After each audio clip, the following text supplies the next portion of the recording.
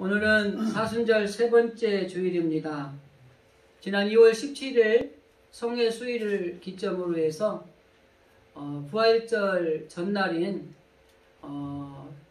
그 40일 기간, 주일을 뺀 40일 기간을 사순절 절기로 지내고 있습니다. 이 기간에는 특별히 예수님이 걸어가신 고난의 그 길을 우리가 같이 걸어가면서 고난에도 동참하고 또 기도와 또 말씀 묵상을 통한 또 여러 가지 참회라든지 아니면 금식이라든지 아니면 절제라든지 이런 것들을 통해서 예수님의 그 고난에 동참하면서 우리의 신앙을 돌아보는 절기가 사순절 절기라고 이야기를 합니다.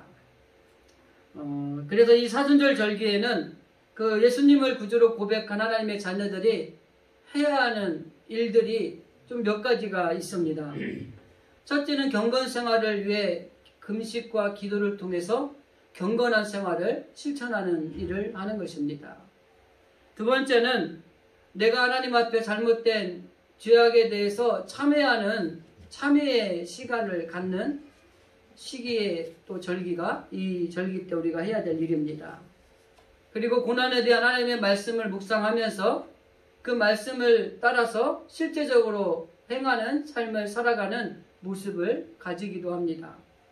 그래서 특별히 하나님이 나를 구원해 주신 하나님의 그 은혜와 하나님의 사랑에 감사하면서 더 나아가서 정말 하나님을 알지 못하는 사람들이 있다면 그를 향하여서 복음을 전하기도 하고 더 나아가서 어려운 사람들이 우리 주변에 이웃들이 있다면 그들을 섬기고 돕는 이런 일들을 하는 것까지 이 사순절 절기 안에 우리들이 실천해야 될 이런 일들이 들어 있습니다.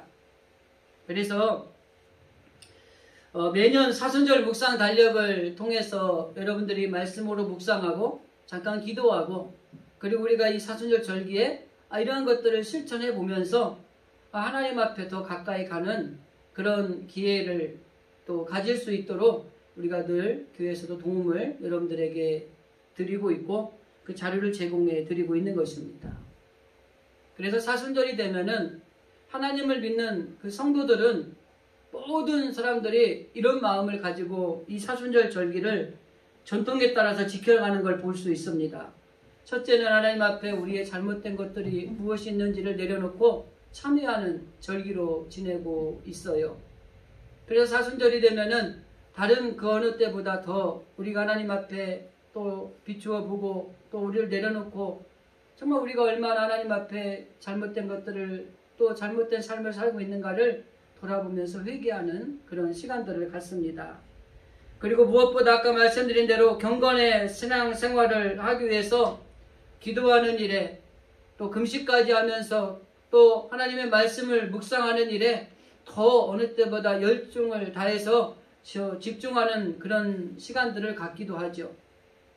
그리고 복음을 전하는 절기로 또 사랑을 실천하는 절기로 이렇게 지나가는 또 우리가 절기가 이 사순절 절기라고 하는 것입니다. 그 중에 중요한 요소가 뭐냐면 헌신이라는 겁니다. 이 사순절 절기는 헌신이 있는 삶을 살아가는 절기라고 하는 것입니다. 그래서 이 3월 한 달 동안에는 헌신이 있는 삶이라고 하는 제목을 가지고 특별히 예수님을 위해서 예수님이 십자가상에 돌아가시기까지의 삶의 자리 가운데 예수님을 위해서 헌신했던 사람들, 그 사람들은 대체 어떤 마음을 가지고 주님 앞에 헌신했으며 또 그 헌신한 것들에 대해서 주님은 그 헌신자들을 어떻게 또 평가하셨는지 판단하셨는지를 우리가 좀 살펴보면서 특별히 올해 2021년 사순절 절기에는 하나님이 나를 정말 내가 헌신자의 삶을 살아갔다라고 하는 평가를 하실 때 내가 학점을 받는다면 간신히 커트라인에 대한 D학점을 받을 것인지 아니면 탈락하는 F학점을 받을 것인지 그래도 하나님 앞에 내가 정말 A 플러스는 못 받아도 A학점을 받는 신앙을 하는지를 한번 이 한 달 동안 말씀을 통해 우리가 결단하고 정말 우리도 십자가 주변에서 예수님을 헌신했던 그 헌신한 사람들의 그 신앙과 그 믿음을 한번 우리가 닮아가는 그런 이 시간들을 가지기 원합니다. 오늘은 첫 번째 헌신자로 요한복음 12장 1절에 8절 말씀에 기록되어 있는 마리아의 헌신이라는 제목으로 마리아를 통한 예수님을 향한 헌신의 모습을 좀 살펴보면서 오늘 우리들은 어떤 헌신자인가, 또 마리아의 예수님을 향한 헌신을 통해서 우리도 어떤 결단을 해야 될 것인가, 한번 그런 깨닫는 그런 시간이 되었으면 좋겠습니다. 많은 헌신자들이 있죠. 그런데 첫 번째로 마리아의 헌신을 이야기하는 것은 많은 기록이 없음에도 불구하고 그 마리아의 헌신을 예수님이 굉장히 아름다운 헌신으로 인정하시고 칭찬하셨다는 것입니다. 우리가 잘 알고 있는 말씀을 잠깐 요약해드리면 이 마리아라고 하는 이 헌신자의 헌신의 내용은 딱 한 가지입니다. 자기가 가진 향유를 깨뜨려서 예수님의 발에 뿌리고 그 자기의 머리털로 그 예수님의 발을 닦아드렸다라는 겁니다. 그런데 이 마리아의 이 헌신의 모습을 통해서 보는 시각이 다 다르다는 거예요. 우리도 교회에서 보면 헌신자들이 참 많아요. 여러 가지 각자의 주어진 자리에 헌신하는 것들을 보면 그 헌신한 사람 하나를 두고 이 보는 시각이 다 다른 거예요. A로 보는 시각이 있고 B로 보는 시각이 있고 더 많을 때는 C, D, E까지도 보는 시각은 여러 가지가 있습니다. 그런데 정말 중요한 건 뭐냐면 주님이 나의 헌신을 통해 주님이 보는 시각이 어떠하냐가 중요하다고 하는 거예요. 우리는 종종 주님 앞에 헌신을 열심히 다하고 주변의 사람들의 바라보는 시각을 통해서 그 헌신이 오히려 무용지물이 되게 하는 신앙생활하는 경우가 종종 있습니다. 뒤에 가서 자세하게 제가 언급을 해드리겠습니다마는 우리의 헌신에 평가할 수 있는 분은 주님이라고 하는 거예요. 주님의 평가가 가장 중요하다고 하는 겁니다. 교회의 목사님의 평가도 아니고 교회 어른인 장로님들의 평가도 아니고 성도들의 평가가 아니라 주님이 우리의 헌신을 보시는 평가의 기준이 어떠한가, 이것이 우리에게 중요한 것이지 사람의 어떤 모습을 가진 주의 종이라든지 교회 어른이라든지 아니면 성도들이라든지, 요즘에는 어린아이들도 평가를 하더라고요. 어린아이들의 평가가 중요한 게 아니라고 하는 것입니다.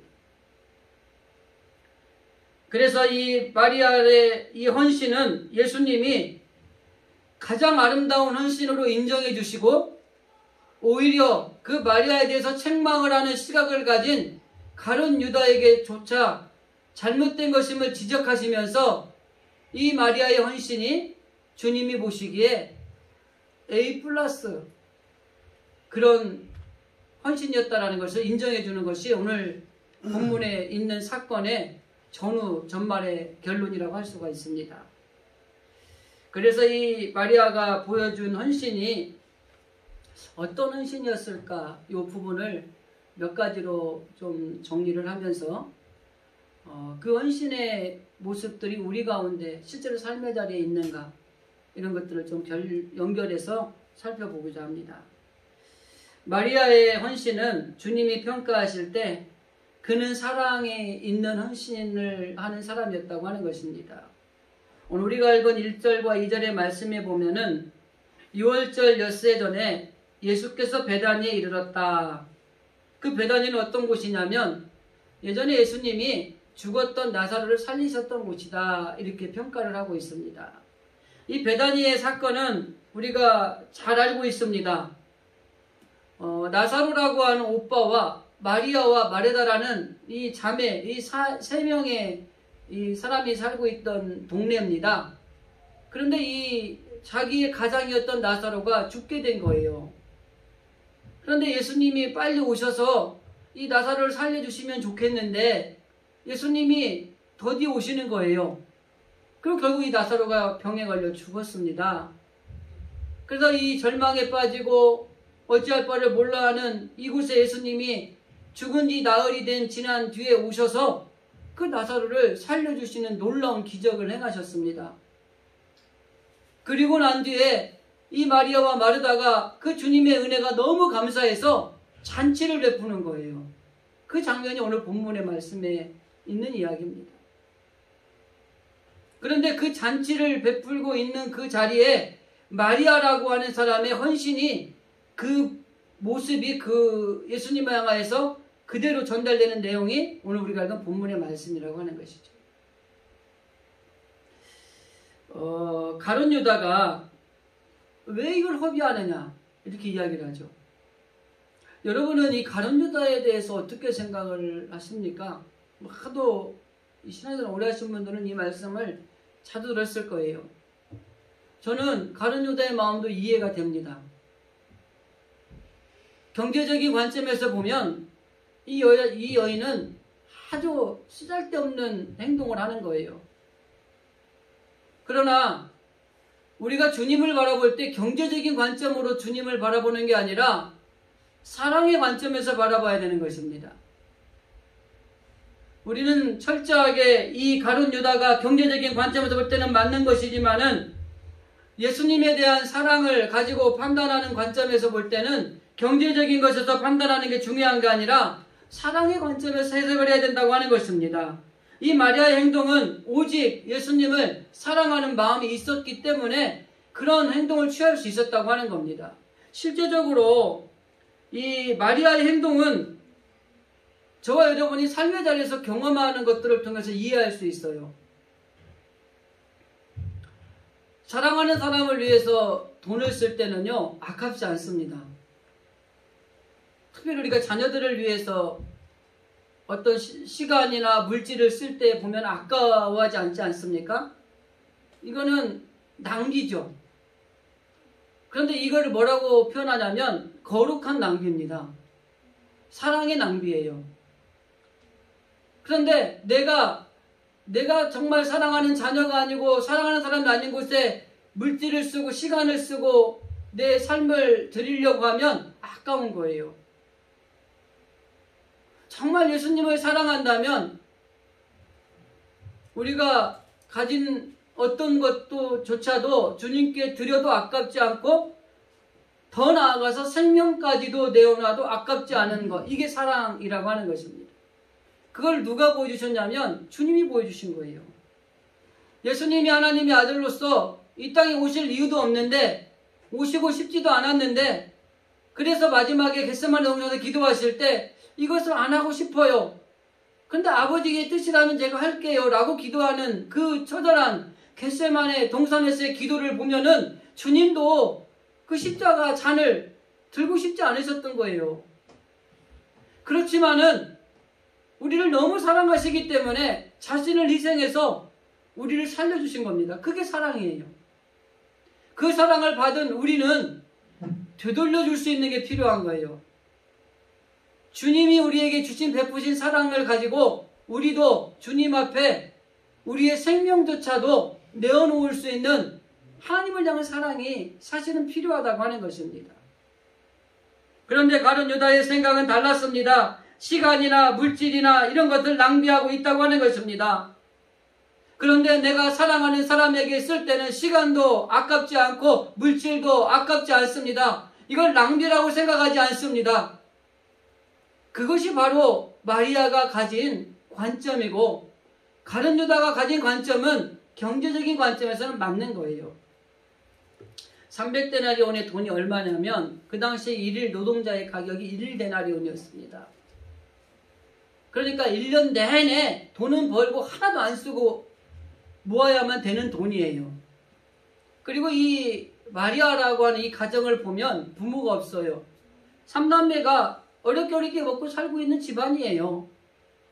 그리고 다른 성경의 전례를 보면 이 향유라고 하는 건 이 처녀가 잘 간직했다가 시집갈 때 써야 되는 것이라고 또 이야기도 하고 아니면 그가 가진 전 재산일 수도 있다고 하는 것을 우리는 이 성경의 말씀을 통해 유추해 볼 수가 있습니다. 그런데 중요한 건 그 모든 것들이 하나님에 대한, 예수님에 대한 사랑하고 비교가 되지 않는다고 하는 것입니다. 가끔 우리가 부모님의 사랑을 이야기할 때 부모님은 자식을 위해서도 죽을 수 있다 이렇게 이야기하죠. 부모는 자녀가 아프면 차라리 내가 아프고 말지 자녀가 아픈 걸 못 보겠다 이렇게 이야기를 합니다. 근데 부부간에는요, 아내가 아픈 걸 내가 아프고 말지 이런 생각 잘 안 해요. 저만 하나만 찍으면 도로남이 되기 때문에. 그게 부모에 대한 자녀의 사랑이에요. 근데 그 사랑을 능가한 하나님의 사랑을 받은 우리들이 하나님에 대한 사랑의 표현을 해야 된다고 하는 것입니다. 근데 마리아는 그게 있었다고 하는 거예요. 더기다가 그녀는 향유를 부은 것뿐만이 아닙니다. 자기의 모든 걸 내놓은 것뿐만이 아니라 예수님의 발에 자기의 머리털로 그 발을 닦습니다.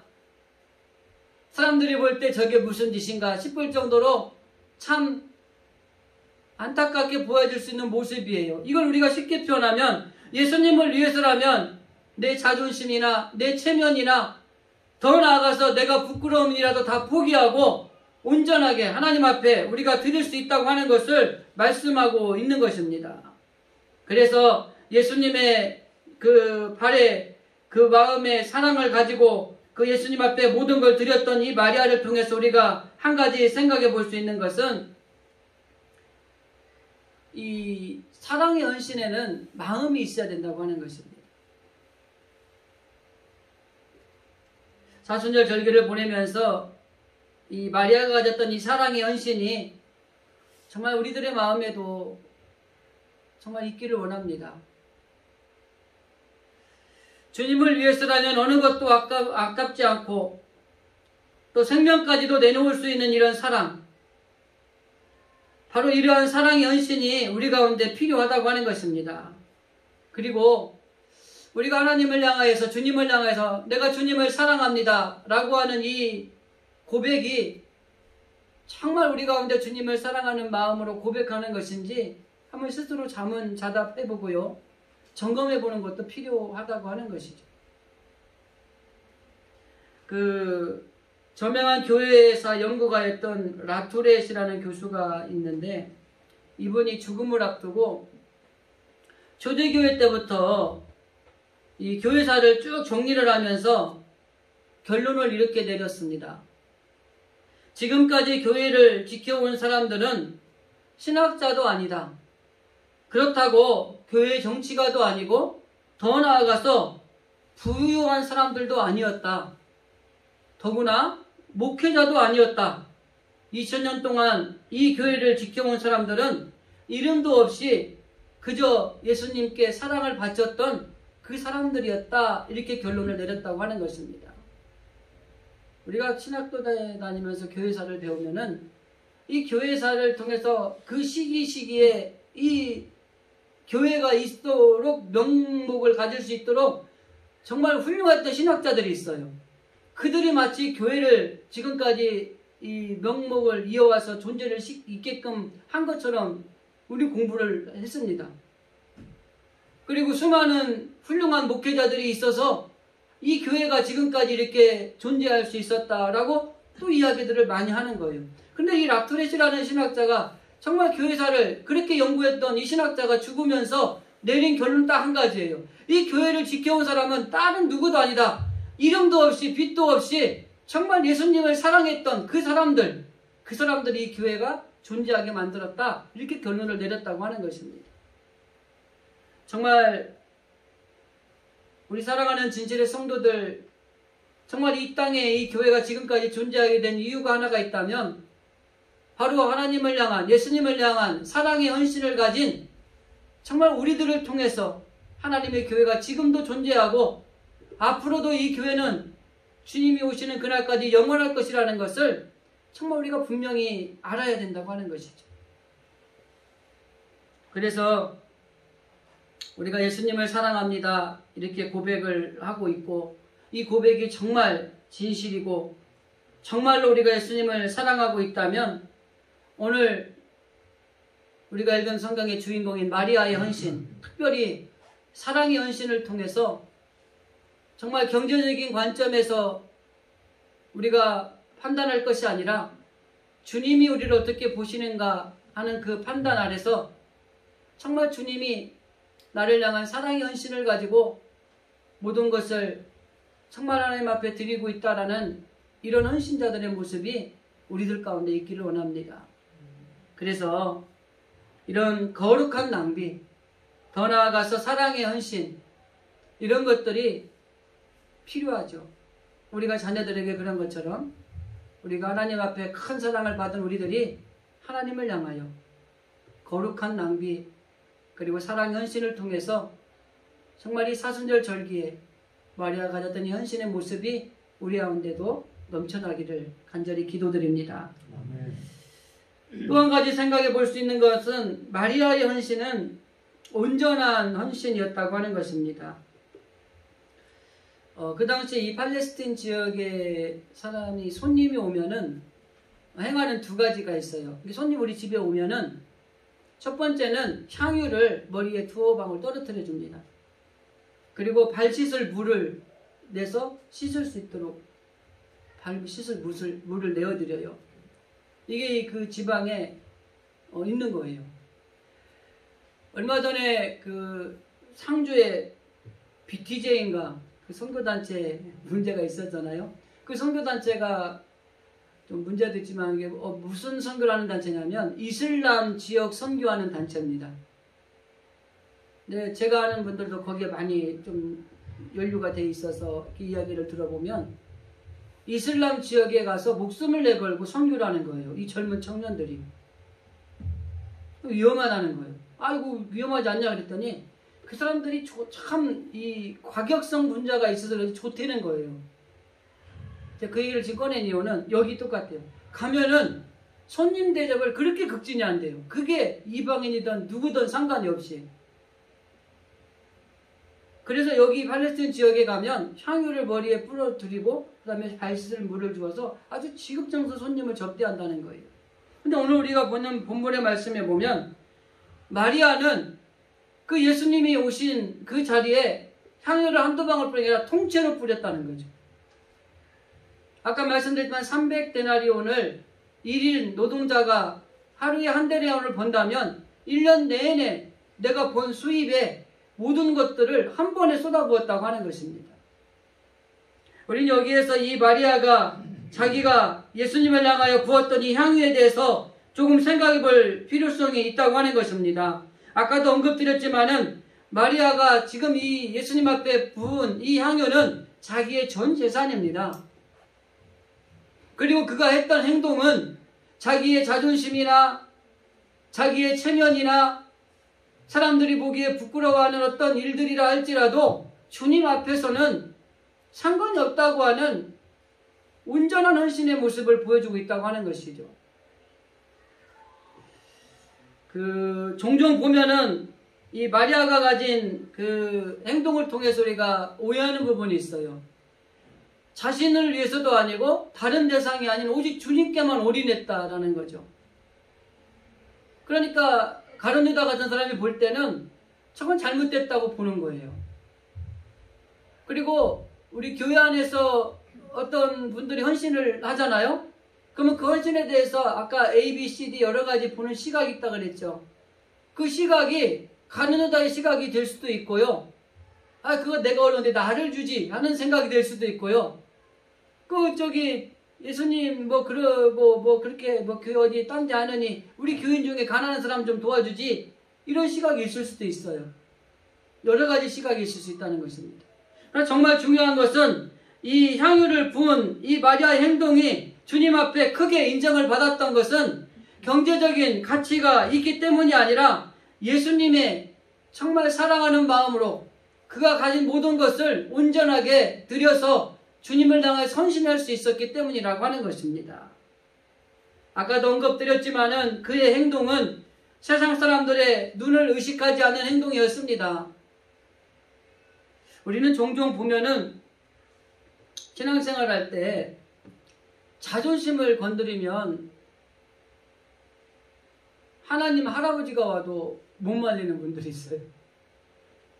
그래서 주의 일을 헌신하다가 이 상처를 받고 이 교회를 떠나가시는 분들을 보면은 여러 가지 이유도 있겠지만 그 중에 하나가 뭐냐면 자존심이 내가 너무 상했다는 거예요.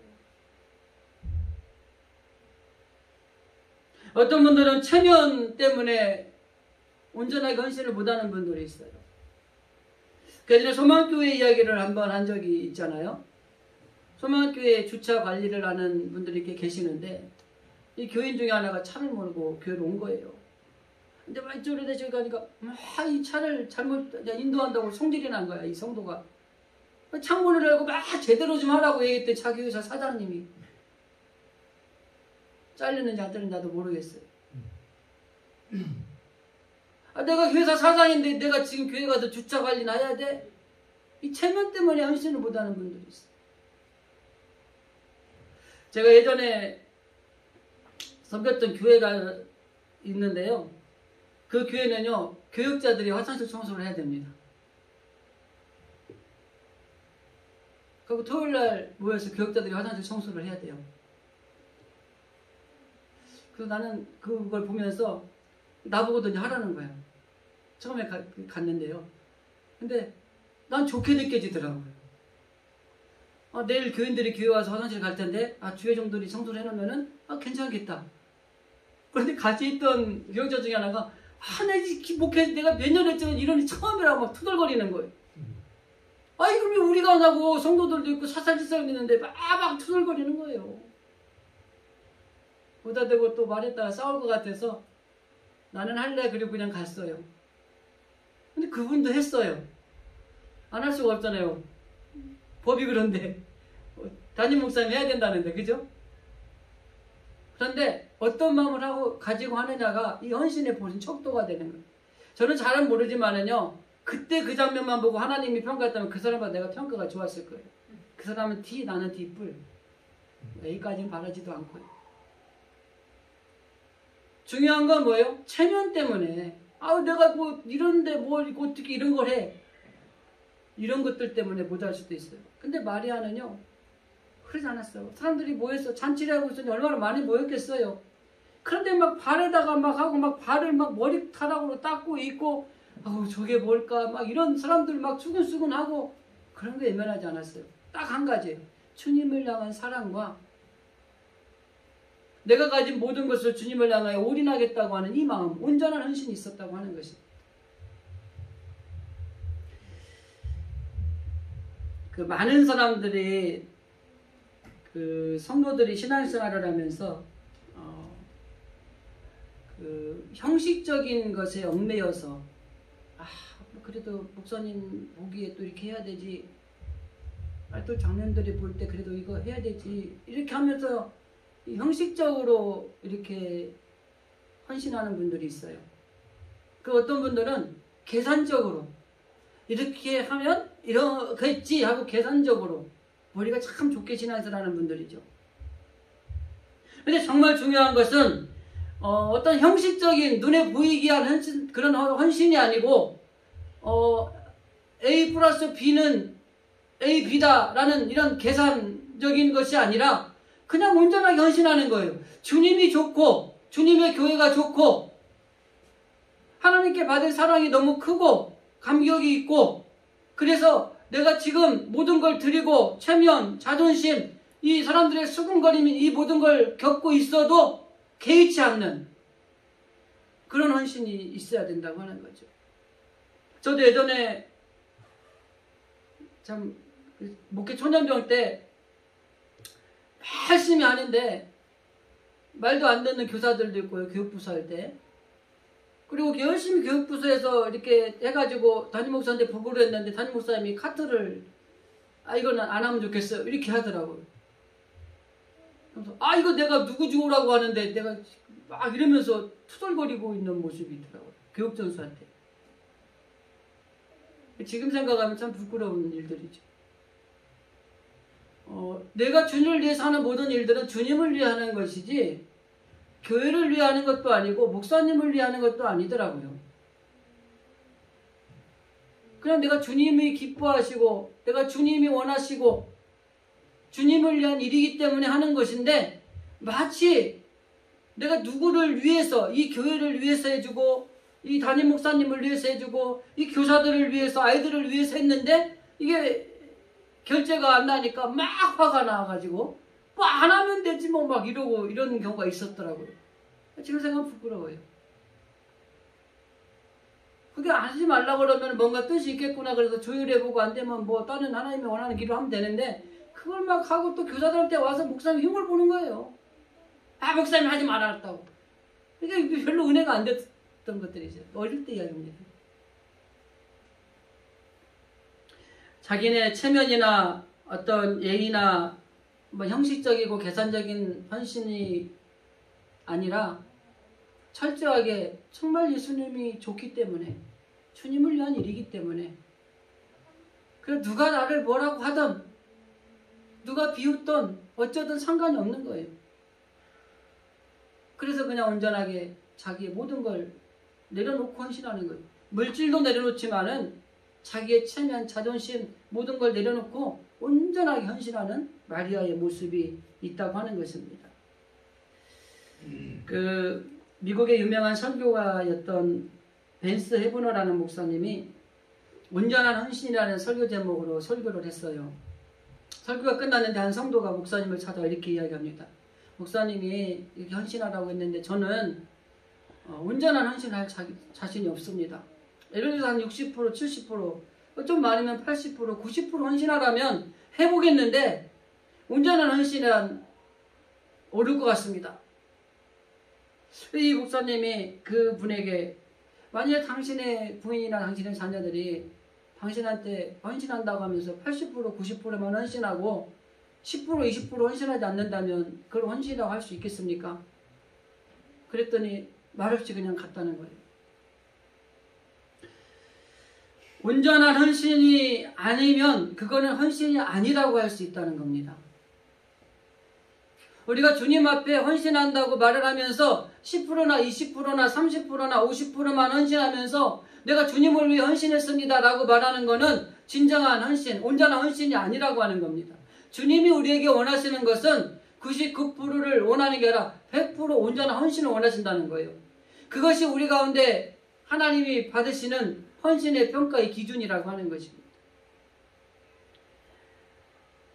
마리아는 예수님의 앞에 헌신하면서 모든 것을 들여서 헌신을 했습니다. 몸을 들여서, 마음을 들여서, 물질, 그리고 체면이나 자존심까지 다 해서 온전하게 헌신을 드렸다고 하는 것입니다. 예수님도 우리 산송과 가사를 통해서 우리에게 이렇게 묻고 있습니다. 내 너를 위하여 몸 버려 피 흘려 내 죄를 속하여 살 길을 주었다. 후렴에 가서 너희의 몸을 주건만 넌 무엇을 주느냐? 이렇게 묻습니다. 이 질문의 물음에 우리가 어떻게 답해야 될까요? 정말 하나님이 우리를 위해서 살 길을 주셨고 나는 너를 위해서 내 몸을 주었건만 너는 나를 위해서 무엇을 줄 것이냐?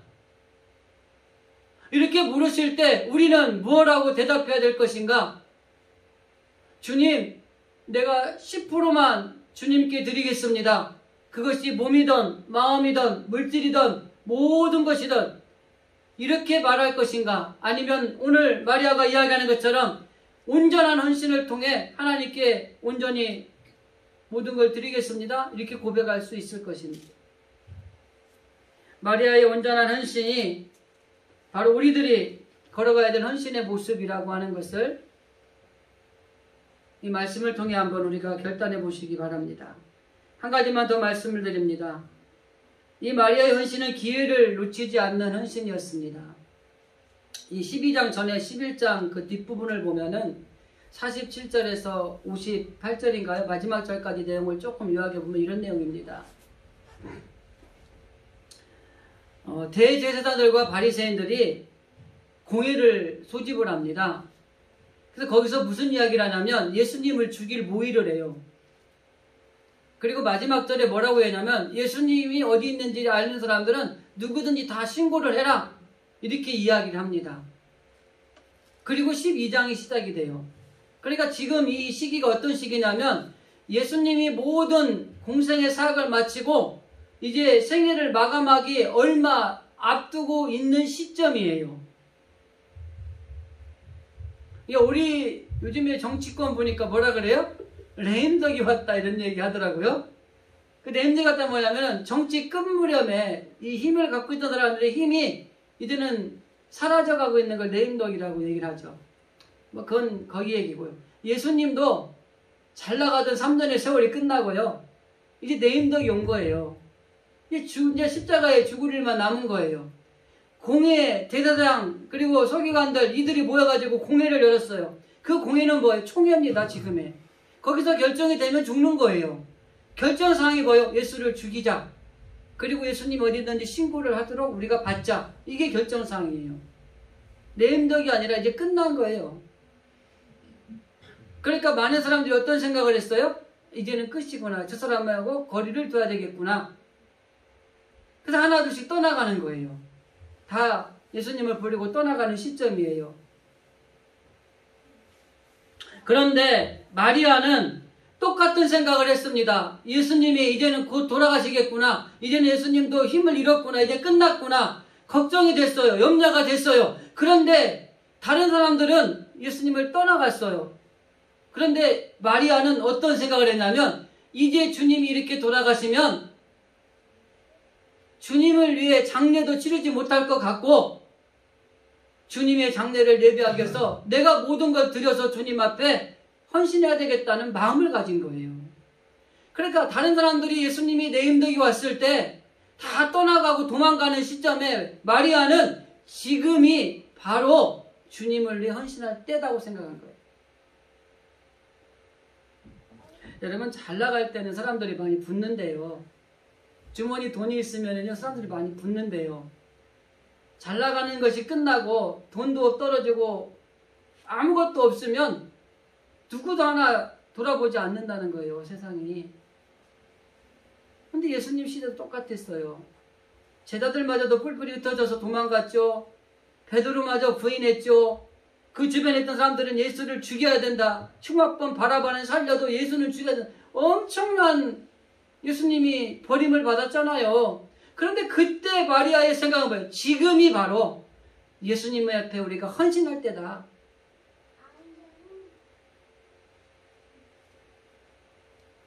우리들의 삶의 자리에 신앙생활 가운데 염려가 되고 힘든 일들이 많을 겁니다. 코로나 위기로 인해서 참 저도 답답해요.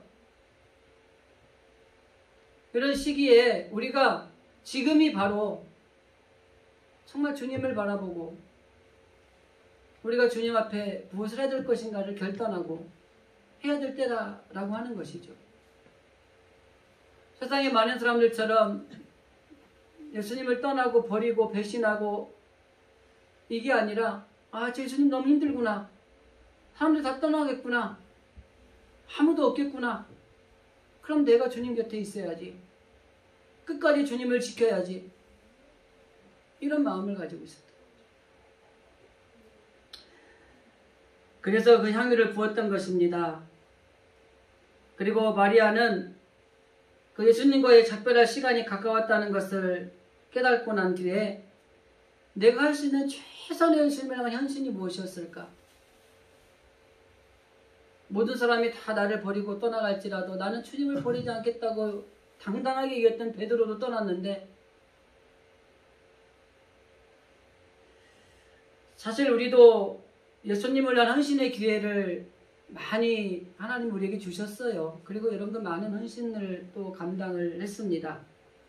교회를 위해서 또 가정을 위해서 또 이 사회를 위해서 헌신과 섬김의 기회를 참 많이 가지고 있었고 기회를 주었죠. 근데 정말 중요한 거는 기회를 놓치면 안 돼요. 제가 이 말씀 안 하고 정리하겠습니다. 어떤 사람이 하나님께 기도를 했어요. 하나님, 내가 하나님 앞에 헌신하고 섬기고 봉사하고 싶은데 내가 물질도 없고 뭐 힘도 없고 아무것도 없습니다. 하나님이 나에게 이걸 주시면 내가 하나님 앞에 정말 열심히 섬기고 헌신하고 봉사하겠습니다. 이렇게 기도를 한 거예요. 하나님이 이 기도를 너무 은혜를 받고 그 기도에 응답을 해주셨어요. 많은 물질과 이 많은 환경을 그에게 허락했어요. 근데 이걸 받고 나더니 이 사람이 하나님 약속을 잃어버리고 안 지킨 거예요. 하나님이 그 사람이 가진 모든 걸 한꺼번에 송두리째 다 앗아갔어요. 그것도 이분이 다시 기도를 한 거예요. 하나님 제발 저를 용서해 주시고, 제가 그때는 어리석었습니다. 이제는 정말 하나님 앞에 내가 정말 이 약속을 한 번만 더 이렇게 해주면 지킬 테니까 하나님이 도와주십시오. 근데 하나님이 그 사람의 귀를 탁 잡는 거예요. 귀를 갖다가 싹 당기더니 타임아웃. 이젠 끝이야. 기회를 잃어버렸다는 거예요.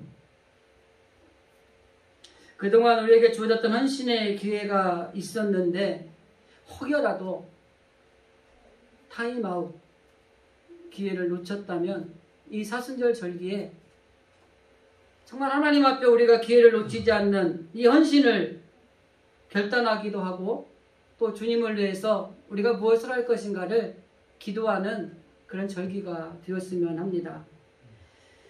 마리아의 헌신은 예수님을 사랑하는 마음으로 사랑의 헌신이었고, 정말 예수님을 기쁨으로 자신의 모든 것을 드렸던 온전한 헌신이었고, 기회가 주어졌을 때 모든 사람이 다 떠날지라도 지금이 바로 주님 앞에 헌신할 기회라고 그 기회를 놓치지 않았던 헌신이었습니다.